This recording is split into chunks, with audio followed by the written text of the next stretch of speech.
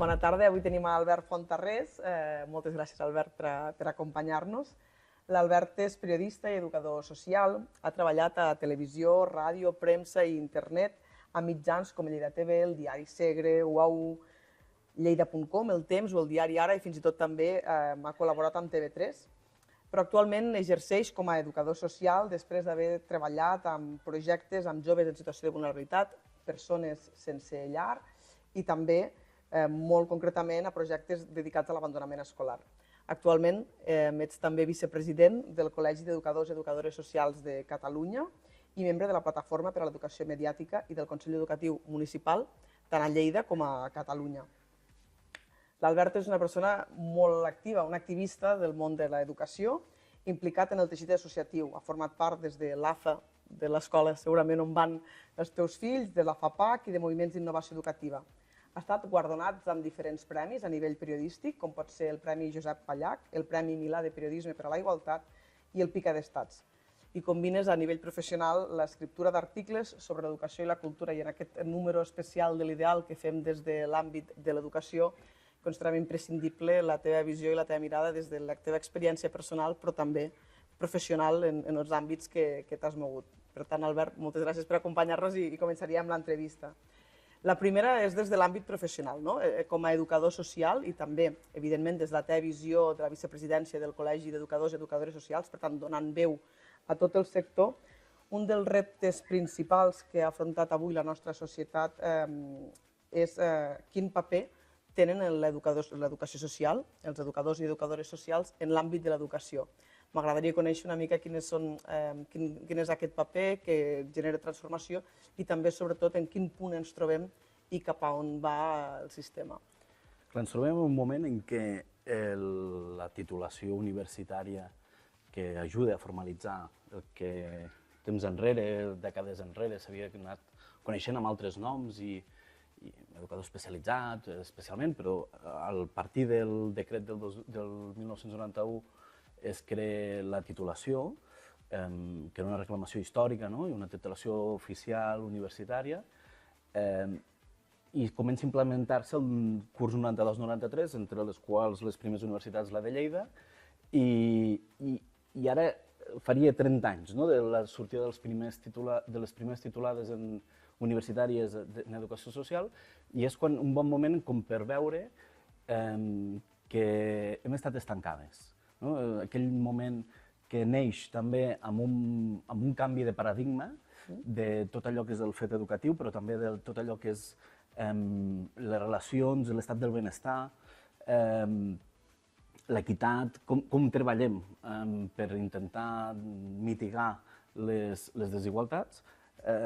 Hem vist que amb l'aturada i uns retrocessos amb l'estat del benestar, la professió també ha viscut com una part d'estancament. Per exemple, les administracions normalment, perquè és una professió que treballa bàsicament amb serveis públics, majoritàriament externalitzats, i això és un factor que faci que hi hagi un alt nivell de precarització, però són serveis públics. Aquests serveis públics que estan comandats per les diferents administracions ens han marcat molt cap a un sector de la població que està en situacions de màxima vulnerabilitat. És un dels perfils amb els quals treballem educadors i educadors socials, però sempre reivindiquem que l'educació social és per al conjunt de la població. És a dir, hi ha un professor aquí a la Universitat de Lleida que cito molt sovint, que és allò de dir, si hi ha marginats és perquè hi ha marginadors. Si no treballem amb uns i altres, no acabarem de fer massa res, és que ficar pedaços. Totalment. A Lleida, i ara citaves aquest professor, però també ens volem situar a la nostra ciutat, la pobresa infantil i també la diversitat cultural són dos factors claus que hem de tenir en compte en el món educatiu. Com creus que l'educació social ha de contribuir a garantir la igualtat d'oportunitats i trencar aquest cercle de desigualtats del que comentaves, és a dir, dintre del sistema educatiu, pel que fa tant la pobresa com la diversitat cultural, una mica des de l'educació social quines eines podem utilitzar també per poder-ho revertir? Clar, a Lleida tenim, per una banda, i això el síndic de Greuges ens va picant el crostó tot sovint, que és la segregació escolar, però també tenim una creixent segregació urbana.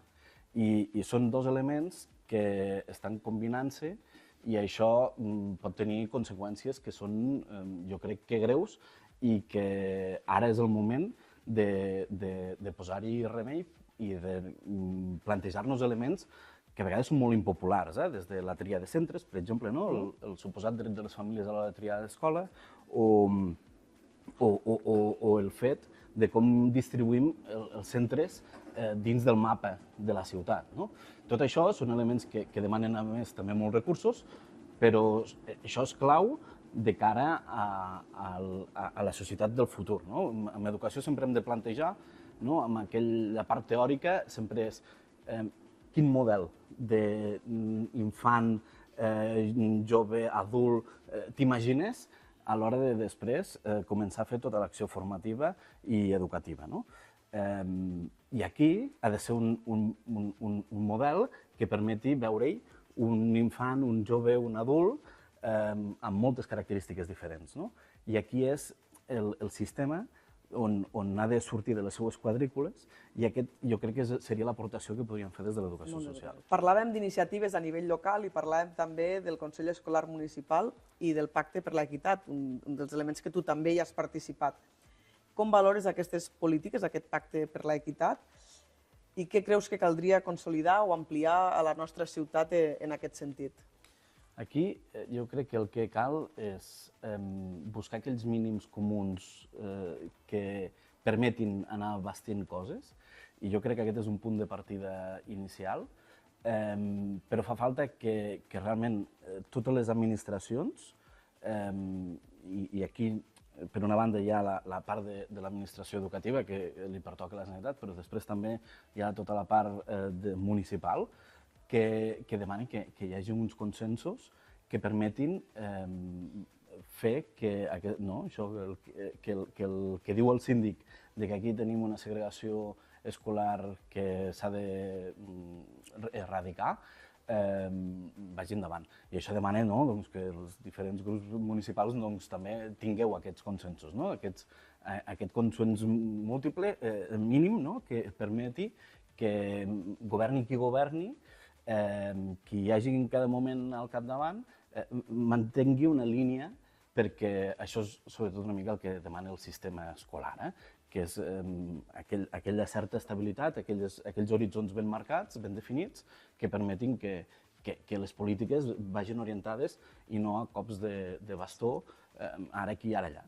Parles sovint també de l'educació 360, com que això és una entrevista que llegiran i veuran persones que no venen tampoc del món de l'educació, m'agradaria que ens poguessis explicar què és això de l'educació 360 i sobretot que ens intentessis ficar algun exemple al que és Lleida Ciutat.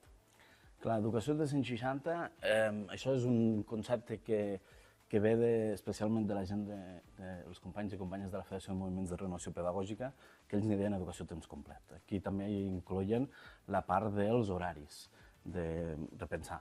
La part dels horaris és un tema més sensible que pot costar més de trobar més consensos i això es va deixar més de banda. Llavors, aquí un seguit d'organitzacions van capitanejar el concepte, la conceptualització d'educació 360, la Federació de Moviments de Renovació Pedagògica, però també la Fundació Bofill i juntament en aquell moment especialment, quan es van llançar com el 2018, amb la Diputació de Barcelona molt fermament. Aquí la idea és crear una aliança de mínims, el que dèiem abans. Intentar que les diferents organitzacions, agents que participin del fet educatiu vegin que fa falta més i millors oportunitats educatives, que cal connectar el temps escolar amb el temps de fora de l'escola. Aquí a vegades s'utilitza des de l'Aliança Educació 360, utilitzen molt un concepte de les Extended Schools dels Estats Units i comparen, ells que els agrada quantificar-ho tot, les hores de més que rep un infant que ha pogut tenir unes oportunitats d'extraescolars, de cau, de poder tenir altres aprenentatges més enllà dels propis acadèmics que hi ha dins del currículum escolar. Especialment en un moment en què pantalles intervenen, aquí és uns elements on hi ha pot haver-hi un decalatge molt important entre les famílies que s'ho poden permetre i que hi aposten, que no s'animen a d'anar junts, i aquells joves, infants que no han pogut tenir aquestes oportunitats. Llavors és important, per exemple, aquí, i aquest és part també de les polítiques públiques, que hi ha d'haver, que és el poder accedir a opcions de fora escola de qualitat. I aquest és un element també de la qualitat que ja és més complicat, perquè ja no tenim acabat de garantir tot allò que diem que ha de ser l'educació pública gratuïta, universal, especialment en aquest temps de setembre, que, ostres, on és l'educació gratuïta, no? Perquè no, que si la quota de material, que si tot aquell material escolar que s'ha de comprar, tot allò que suposa per a les famílies un esforç. Aquí, que el gran gruix està assumit per l'administració, en el fora escola, que és una aportació de les famílies, aquí la qualitat a vegades faria falta donar-li una injecció, no? Professionals que puguin tenir més formació, professionals que puguin tenir més estabilitat, professionals que puguin tenir un lligam amb l'escola, no? I de manera que el que passa dins de l'escola i fora tinguin un continuum, no? Albert, ja acabem una mica explicant on som. Som a l'Escola Minerva, una de les escoles que és llegat republicà de la ciutat de Lleida. Un dels compromisos quan parlàvem d'equitat és que també tots els nens de la ciutat tinguessin unes infraestructures educatives que no fossin només, per exemple, en barracons, que aquesta era una llarga reivindicació i precisament una de les que ens sentim més orgullosos és poder haver fet realitat, que tots els nens de tots els barris disposin evidentment, encara hi ha desigualtats amb el que fa als equipaments educatius, però que tinguessin aquest mínim que demanaves i que tots almenys a nivell de ciutat hi fos. Per tant, des d'aquesta escola i des d'aquest llegat també ens agradaria projectar-nos al futur. Si tu ara haguessis de ser regidor d'educació, que sempre ens agrada ficar-nos el barret d'algú altre, quins creus que haurien de ser els 3 reptes a nivell educatiu que té la ciutat de Lleida en la propera dècada? Ja no et dic el proper any, que segurament seria molt fàcil, sinó allò, imaginem una mica més a futur els 3 reptes de la propera dècada a nivell de ciutat. El regidor d'Educació és una feina complexa, però és que a més és això, que ha de ser coordinada amb altres administracions. I llavors aquí és on fa falta que les sinergies entre les diferents administracions hi siguin i després que els respectius equips de govern, municipal però també a nivell català, veguin que cal fer-hi una aposta econòmica de futur. Llavors aquí, quan algú es posa en un lloc d'aquest tipus, jo m'imagino que té també, en certa manera, les mans lligades. I jo crec que el pilar, l'element que cal mirar de combatre és la segregació escolar, però és això, en una ciutat que cada cop hi ha més també segregació urbana, això encara ho dificulta més i llavors han de ser polítiques que han de ser consensuades amb tota la resta d'equip de govern, és a dir, no ha de ser un regidor que vagi amb la bandera, sinó ha de ser una mica aposta de ciutat. Si la resta de la corporació municipal, i ja no només l'equip de govern, sinó la resta del ple de l'Ajuntament, i de les altres administracions no hi posen de la seva part, no hi farem res. I després a nivell simbòlic, que deies de Minerva, jo crec que s'ha fet a la ciutat un punt de reivindicació de figures clau com Frederic Godàs, Victorina Vila, però jo crec que en la part simbòlica, que al final explica coses i ens expliquem coses, però no és el que veiem, vull dir, al final els problemes del dia a dia no ho solucionen. Però jo penso molt sovint que, per exemple, en l'àmbit simbòlic ens faria falta un homenatge a Pepita Uris, per exemple. Personatges d'aquest tipus que van patir una persecució per part de certa societat lleidatana en el seu moment i que van ser cabdals en la renovació pedagògica d'aquí i de la resta del país. Molt bé. Doncs amb aquesta recepta, com a repte de la propera dècada d'acabar amb la segregació de la ciutat de Lleida, que no deixa de ser un dels principals reptes que tenim, acabarem l'entrevista. En tot cas, moltes gràcies. No sé si vols afegir alguna cosa abans d'acabar. Moltes gràcies a I en tot vosaltres. cas, agrair-te molt aquesta estona i aquesta entrevista.